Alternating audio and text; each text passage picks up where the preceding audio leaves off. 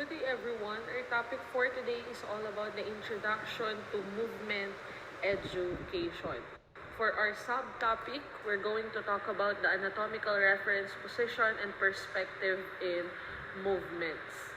When we say anatomical position, it is the position of the body when it is standing right straight up, palms facing front with both arms hanging by its sides. Feet are flat on the ground and looking forward, and legs are parallel. When we say anatomical position, ito yung how we stand. Kung paano tayo tumayo, on how we stand, how our palms are facing in front or facing sidewards. So that is the anatomical position. Another thing, when we say anatomical position, it is the body, our body is divided into three imaginary sagittal or three imaginary planes known as the sagittal plane, coronal plane, and the transverse plane. Later on, we're going to talk about, pakikita ko sa inyo yung picture kung paano ba yung hati ng mga tatlo na to ng imaginary planes, yung sagittal, coronal, at transverse plane. Pag-usapan muna natin kung ano ba ang pagkakaiba nilang tatlo.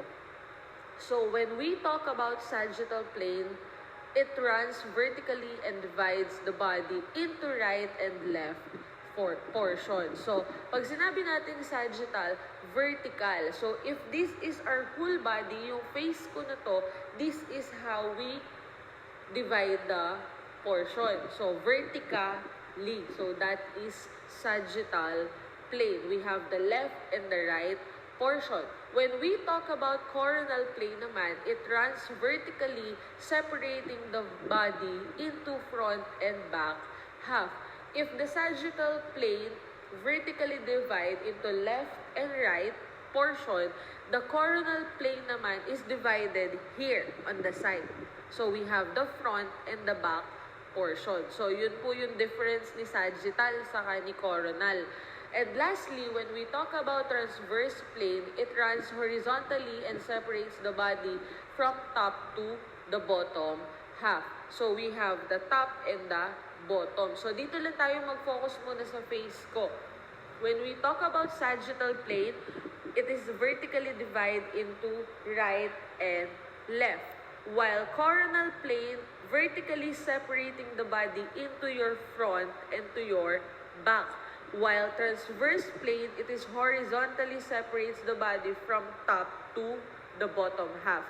So, here's the picture on how you can more understand the frontal, sagittal, and the transverse plane. So, as you can see po dito sa ating picture, ayan, this is sagittal. It is divided into the left and the right portion of our body. The frontal, hinaf siya sa gilid on our side of our body. While the transverse plane, it is half from top to the bottom. So, those are the three imaginary planes in our body. So, those are our anatomical position in our body. When we say transverse plane, the perspective captures visual information from the top view of the subject or the performer. When we say frontal or coronal plane, it is the perspective where an observer is seeing the movement in front. While sagittal plane, this plane slices the body separating the left and right. It is the perspective where one seeing the side view of a posture movement. So transverse, top, frontal or coronal is front, while sagittal is on our side. Next one, the major movements in our body. Studying human movement can help us understand how the brain governs and coordinates daily motions, how the body adapts physiologically, neutrally, and psychologically to exercise, and how regular physical activity contributes to the prevention and management of chronic diseases. There are three movements. The first movement is what we call bending and straightening.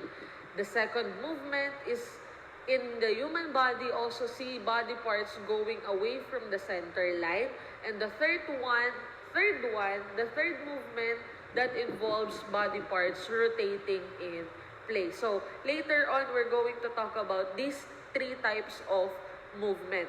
Now, let's proceed to bending and straightening movements. Under bending and straightening movements, we have the so-called flexion and extension. When we say flexion, these are group of muscle pulling a segment towards another, or it is bending movement, while extension is straightening it back, where opposite muscle pulls the segment back to a straightened or neutral position. To explain that, here is a picture explaining the flexion and extension. As you can see, when we say flexion, that is straight.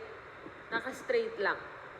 While extension is you are extending a body part in your body. In simple explanation, when you are moving away or putting your hands up, so that is extension already. When you're putting back your arms on the side, that is an example of flexion. So again, flexion is straighten position, while extension, you are extending one part of your body. Next one, we have the so-called hyperflexion and hyperextension, are exaggerated movements beyond the normal limit permitted by a joint. It can happen in the limbs or the vertebral column and can result in ligament tear, damage, or dislocation. When we say exaggerated, it means you are doing more or much more doon sa isang movement. For example, ang kaya lang natin talaga is i-bend ng ganito kakonte ang ating mga hands.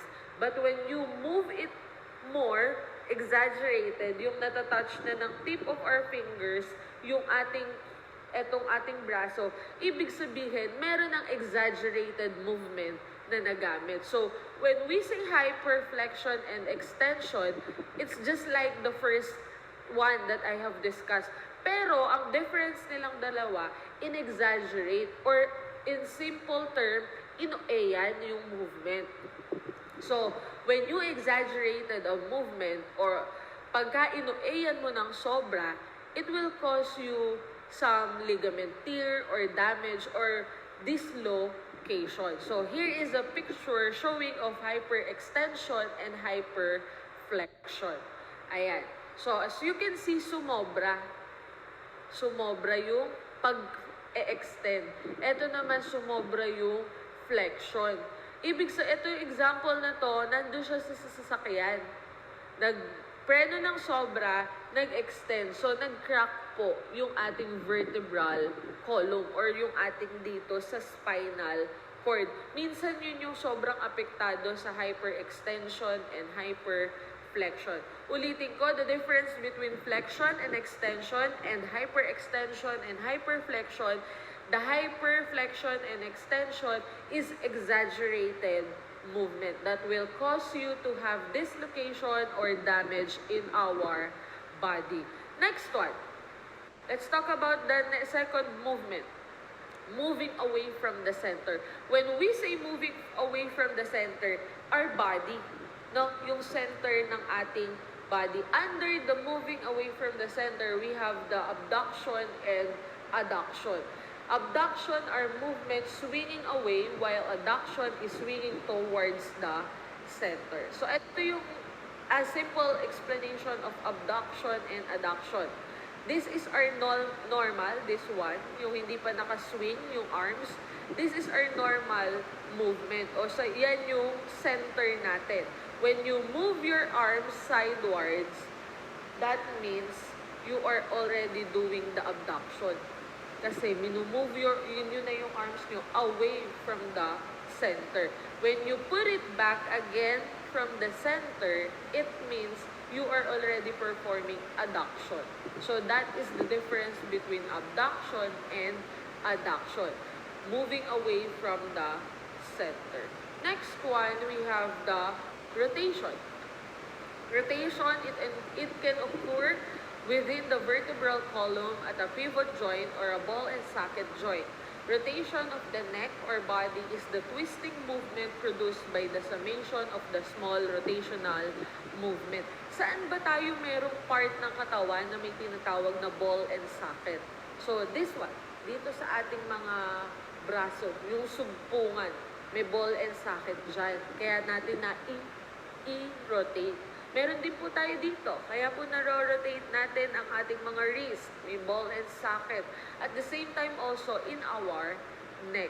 So, vertebral column din yung apektado pagka nagro-rotate. Ganon din sa ating mga binte, yung nandito sa atin sa binte, meron din pong ball and socket joint doon. So, here is an example of the rotation. So, those are the three movements. Again, we have rotation, moving away from the center, and the last one, we have the bending and straightening movements. Now, let's proceed to specialized movements.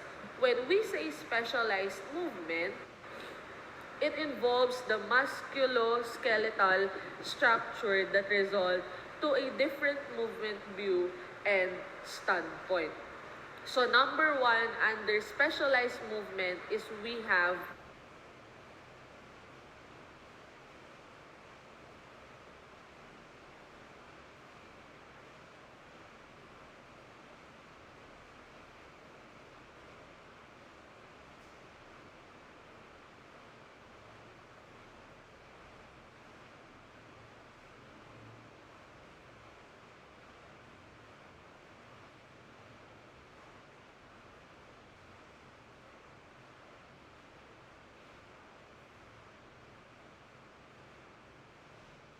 we have the pronation and supination. The facing down of is called pronation, while facing is up, while supination is facing up of the palm is the indicator of the forearm movement. So, technically speaking, this is how you perform pronation and supination. So, this is supination, and this is pronation. So, that is the second specialized movements. Ulitin ko, this is elevation, depression, pronation, supination, and pronation. Next one, under specialized movements, we have the lateral flexion. The lateral flexion, this movement is applicable mostly to the trunk. It is a bending movement to the side of the torso. Again, this is our neutral position every day, every single time. When you bend, this is your torso sidewards.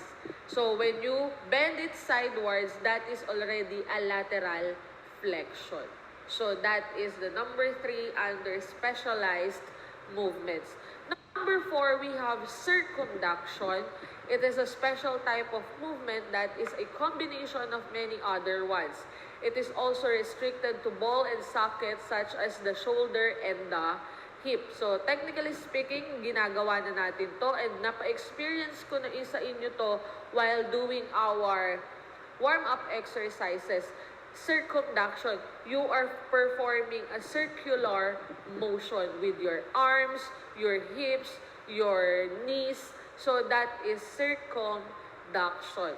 Next one, number 5, we have the so-called inversion and eversion. When we say eversion, it is when the plantar side of the foot is moved away from the median plane, while inversion is when the plantar side is moved towards the median plane. When we say median plane, that is also what we call the normal position of our foot. So, when we say inversion, papasok. For example, this is your feet. Pagka inversion po, paganyan. Yan, inversion. Pagka naman inversion, palabas. No, papasok si inversion, eversion naman is palabas. So, here is a photo explaining the position of inversion and eversion. So, those are the 5 specialized movements Again, we have elevation, depression, supination, pronation, lateral flexion, circumduction, and the inversion and eversion. Now, let's proceed to directional terms. When we say directional terms, it provides precise description of a structure's location and also allow a description of anatomical position by comparing location relative to other structures or within the rest of the body. So when we say directional term, we're talking about the placement of our body or kung ano yung tawag sa pagka nakaharap tayo, nakatihaya. So we're talking about the structures of our body. Under directional terms, we have number 1, superior and inferior. When we say inferior, superior structures are toward the head or the cranial. When we say cranial, it is our head. So inferior is toward the head, while inferior caudal structures toward the feet. So this is superior, this is inferior. Superior is above, waist up to your head or your cranial, while waist down is what we call the inferior. So that is the first under the directional term. Next one, we have the anterior and posterior. Anterior refers to the side of the structure facing up in the standard anatomical position, while posterior refers to the bottom side. So, anterior po means the front. Front of or in the front, your abdominal muscle are on the anterior side of the body. Meaning to say, lahat nung nasa harapan na to, ayan, yung ating stomach, our ating face, ang ating eyes, those are positioned under the anterior. No, while posterior is all in our back. Nagigets po, no? So that is anterior and posterior. Next one, we have the dorsal and ventral. Dorsal means the back side or upper side, while ventral, the frontal or lower. So, si dorsal, back side or upper side, while ventral, the frontal or the lower side. Next one, we have lateral. It is used to describe anything closer to the sides of the body. As you can see, itong arms natin, it is lateral to our body. So, ibig sabihin po, lahat ng malapit sa katawan natin, ang tawag po doon is lateral. So, this is an example of the lateral position. Next one, we have the medial. It is used to describe anything toward the middle of the body. So, middle, no? Ito po si ating medial. Next one, we have deep. It refers to structures closer to the interior center of the body. For example, the outer layer of skin are superficial to deeper layer of skin.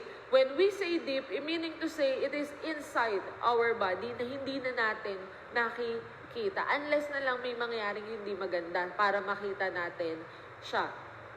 Next one, we have the last one, we have the proximal and the distal. Proximal refers to a point closer to the reference point, while distance refers to a point further away. So, distal, andito yung point niya, while distal is away from the proximal. So, ito yung point ni proximal, ito yung point ni distal. Another thing, dito, yung ating thigh ay proximal, dito siya nakadugtong sa ating waist, while our feet and the fingers are on the down or nasa iba ba. So those are our directional terms. Again, we have superior and inferior, anterior and posterior, dorsal and ventral, lateral, medial, deep, and proximal and distal. So that is the summarization of our topic for Unit 2. It is all about the introduction to movement education. education. This topic will allow you to know what are the names of the movement that you are doing or yung mga galaw na hindi nyo alam na meron pala silang mga specific na pangalan. So, dito nyo yun mapapag-aralan. Next meeting, pagka nag-meet na tayo, we will have a long quiz. Kasama po yung Unit 1 and then this topic na diniscuss ko today. Kasama po siya sa atin next week sa quiz ninyo. And if you have questions, you may write it down and ask that question when we meet next week. So, I hope you learned something today and thank you very much for listening.